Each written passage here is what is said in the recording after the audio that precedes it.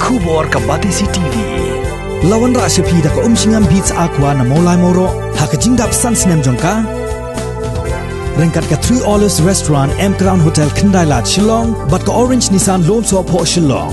Wan ban thiet ya ka kali Datsun Ready Go bathamai ka bas kem bat bidor. Ka National People's Party ha ka henyoterik unok pra arjar arpo kala pediang buram ya ka kong Biolinda L Nonglaj bat yaki wei pat ki nong yalam jong ka sengsan perthai Hill State People's Democratic Party jong ka Mauthat Raishan constituency ha ka jingilang ka balalong ha office terekam jong ka party ka badan hanong ba Shillong. Kakong Biolinda kadai ka kertong jong ka Hill State People's Democratic Party ha ka election MLA na Mauthat Raishan constituency kabala sya penram salid ha kertong jong ka UDP uba H Broading Nongse.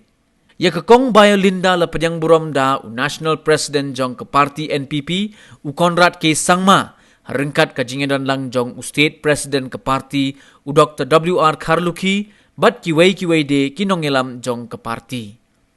Dakani ka jingwan penyeso jong kakong Biolinda ka party NPP ka kemilinti bakane ka party kan sadang su thet shu hapo ka than Mauthat Raishan ka bahap ha West Khasi Hills district.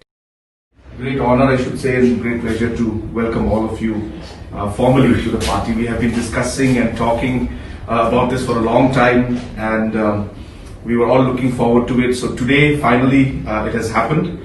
And I think this particular moment is a very, very important moment for the party in terms of the state and also in terms of West Khasi Hills district. I think it's a big boost that we will have. It's a great joy for us, for my supporter and for me as a whole to be able to be here today with all of you, the leaders. Thank you, Sir CM, Sir Conrad, and Sir Kharlukhi, the President of the state. Deputy CM, Sir Preston Tinsong, Sir Macmillan, Sir Jigur, is the President of the East Khasi Hills, whom I have just met today. Thank you so much, and also the other members